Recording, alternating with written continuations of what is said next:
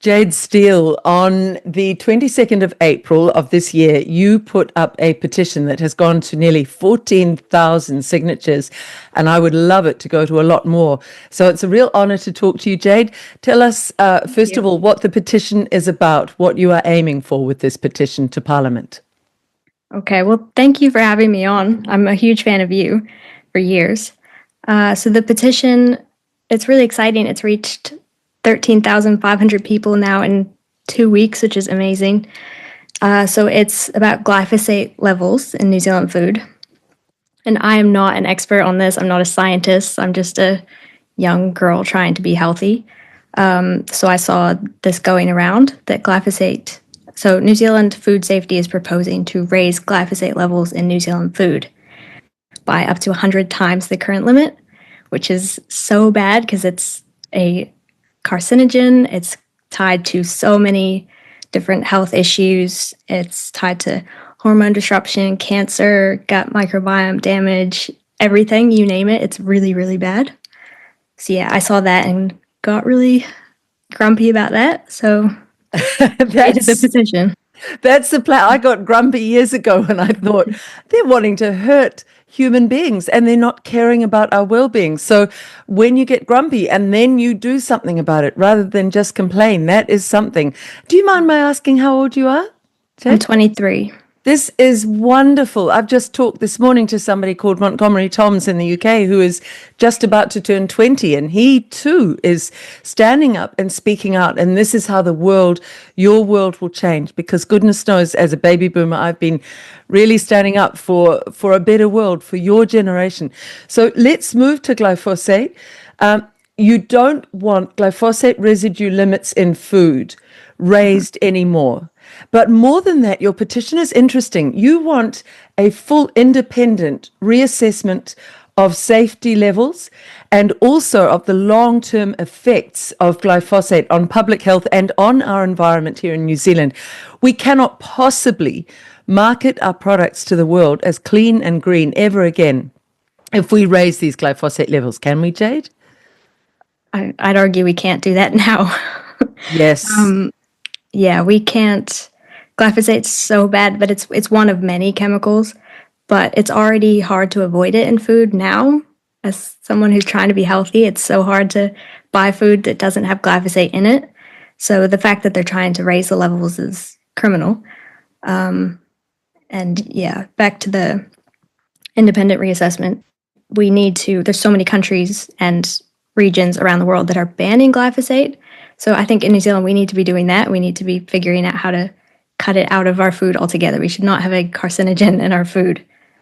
I'm with you all the way. And in your petition, you mentioned that the World Health Organization in 2015, so 10 years ago, ruled this as a potential carcinogen, as a potential cancer-causing agent in our food. When you say you're trying to avoid foods, tell us about how you feel it affects our New Zealand food supply, Jade.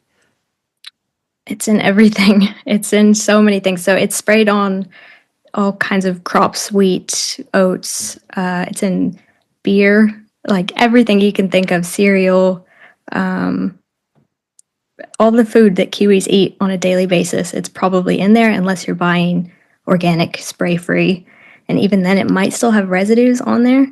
And it's being found in urine and breast milk and placenta and testicles and everywhere. It is embedded in humans now, which is really scary. Here's what I eat in a day on the Glyphosate Diet. Starting off the morning with some Cheerios, one of the highest sprayed oat cereals, and topping it off with almond milk to get a double dose first thing in the morning. Then I'm off to Starbucks to get my morning brew, a caramel frappuccino that's loaded with a few corn syrup variations. For lunch I can choose pretty much any fast food chain, as all of them had detectable levels of the famous herbicide. Today I'm off to McDonald's and I gotta make sure I'm loading all of my meals. Cereals and wheat in the bun, the potatoes in the fries, the high fructose corn syrup in the drinks. No wonder the CDC found over 80% of Americans have glyphosate in their urine. You don't even have to try hard on this diet. For a midday snack I'm stopping at the 7-Eleven. Pretty much everything you see is fully loaded, so go crazy, grab whatever. On the way home, stopping at the bar for a pint. Glyphosate-laced barley fermented to perfection. Dinner is frozen lasagna and corn on the cob for my atrazine fix. One of the most common herbicides in the US, would be a shame to skip.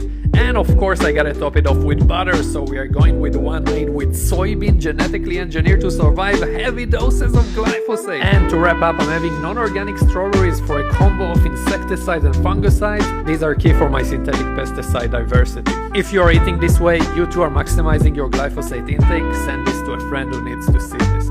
Weed killer in your food. And you're probably saying, well, wait a second.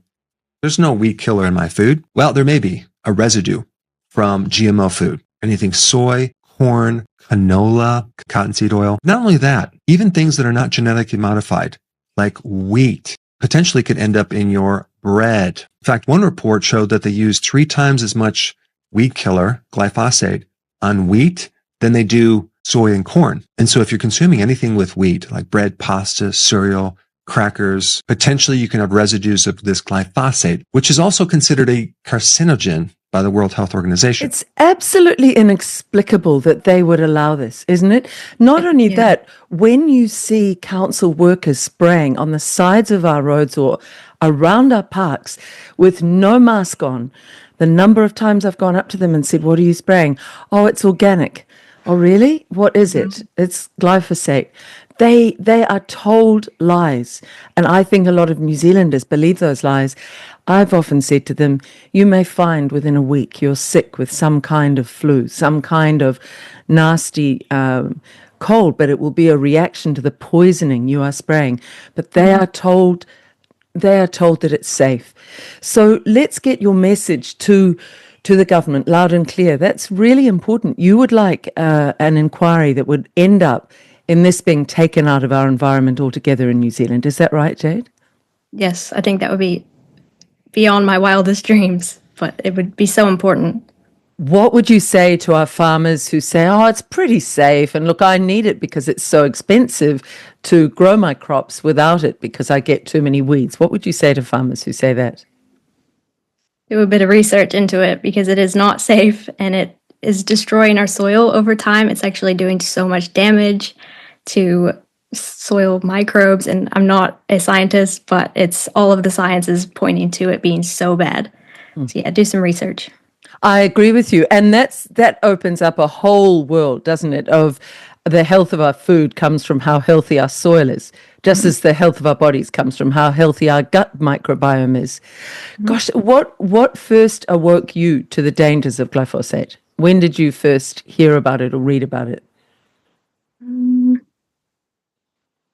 I think it's probably been my whole life, but I've always, just the last 5 years, I guess, since COVID, I've just really been trying to be healthy as I possibly can be, and reading ingredient labels in the store and just, trying to be, not get cancer, I guess, and it's really hard. It is, and you'd think in New Zealand we could be the country that shows the world that we are the food bowl for the world potentially, and I'm talking really healthy organic food, but we don't have a government that listens to us on this. How were your years since the COVID rollout? Because it's been a hard 5 years for a lot of people who've had much more life experience than you, Jade. You would have been young, about 17 then when it began. How did it affect your life?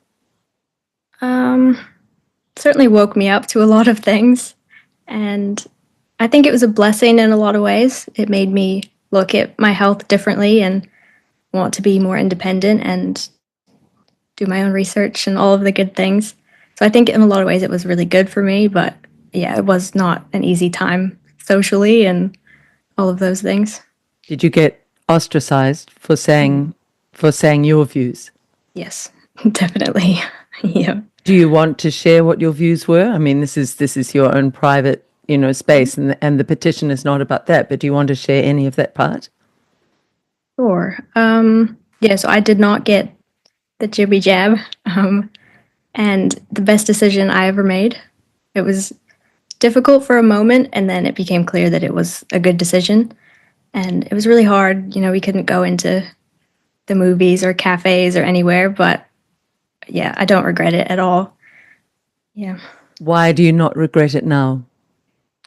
Just there's so much. I know so many people who seriously regret it, or people who had weird heart issues or strange, and all of these things will never be tied back to it. But I don't know. To me, it's pretty obvious.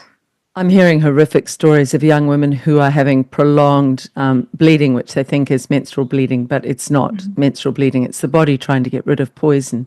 Are you hearing that? And the trouble is, the reason I bring this up is not obviously to be gratuitously nosy, but to say to those women, if you talk about what's going on, then we can start to face what has been done to you rather than don't feel shame, don't feel shy, don't feel confused, and keep it to yourself and suffer in silence.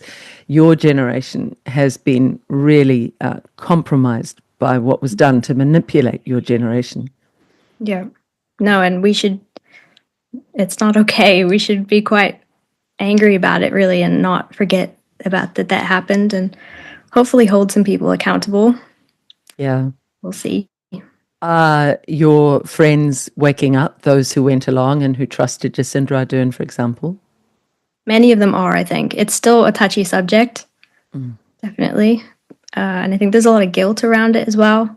But yeah, I don't know. No judgment, I think. We all have to make decisions. Yes, we're 5 years on, and it took 5 years for them to begin to question a drug way before you were born called thalidomide, where mothers were sold this drug as it will stop morning sickness. Morning sickness is a beautiful way the body gets rid of toxins when the mother is pregnant, so that their whole body is in its best state to make the baby as healthy as possible. But no, back in the 50s, the drug companies marketed this drug, and a whole raft of babies were born without arms or without legs, and it was very obvious something had been administered that was wrong. It took 5 years for people to look around and say, when did this begin? We never had babies born like this with little stubs for arms. Until that drug thalidomide. So we are in the 5th year, and things need to really start changing now since the COVID rollout. But I'm a big believer, Jade, that the truth is what sets us free, and that's why I do this work. I'm really thrilled to meet you. I'm really thrilled to meet on the same day. And I must put you in touch with 2 people on different sides of the globe, one nearly 20 and you 23, who are really standing up and having the courage to do something to change the world, to be a better place. Let's get back for now. I'd like to keep in touch with you very much.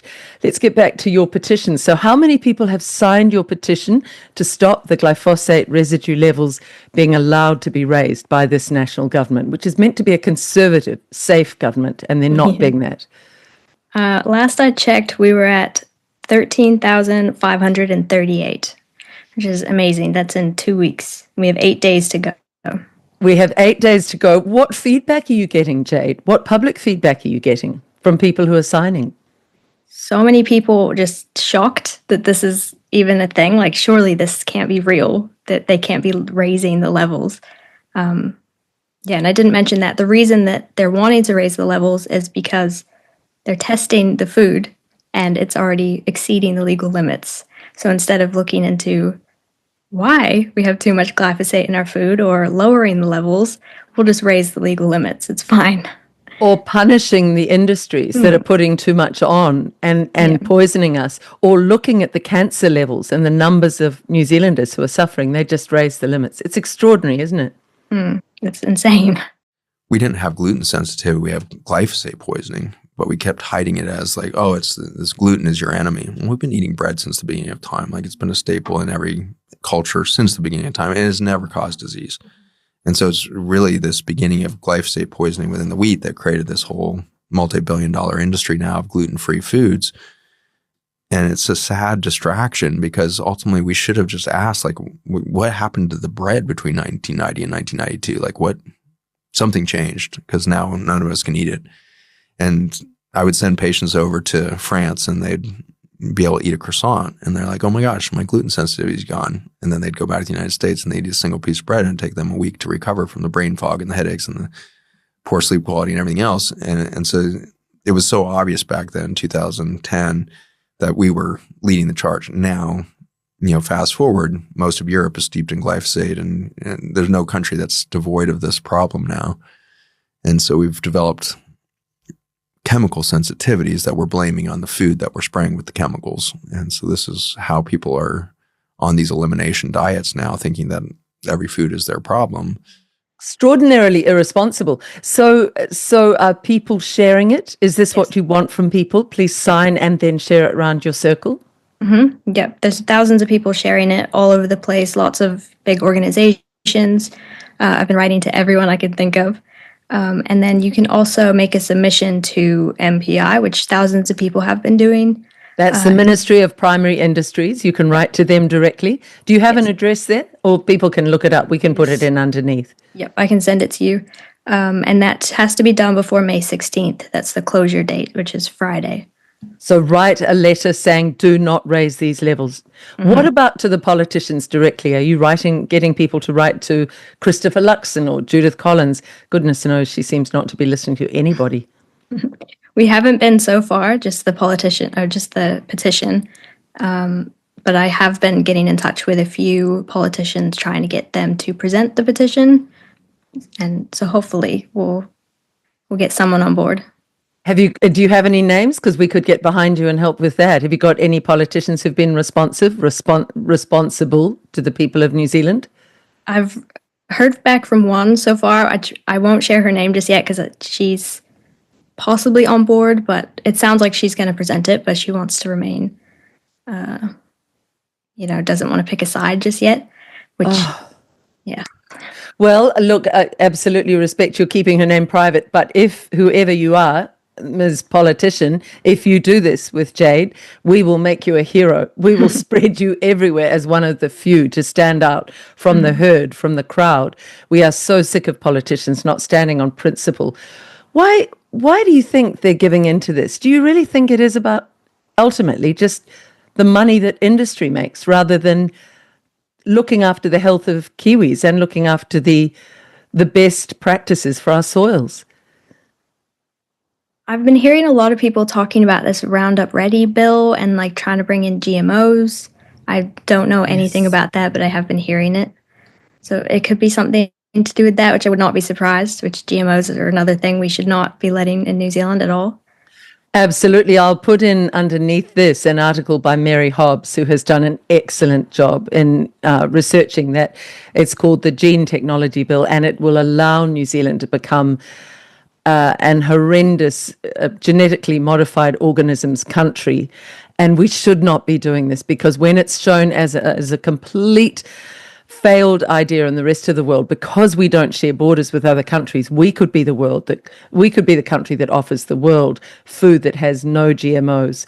But there are some industries that are really caving in, or some politicians, shall we say, who are caving into industry, and some industries who are caving into, obviously, overseas pressures on this. It will need a lot more investigation. That's my last question to you. Are you getting other people your age who are coming on board with you, Jade, saying, wow, I want a better New Zealand for my children, for my generation as well? Are you getting help from your peers? Honestly, no, not a few close friends of mine, but not at a massive level. Most don't know what glyphosate is. They've never heard of it.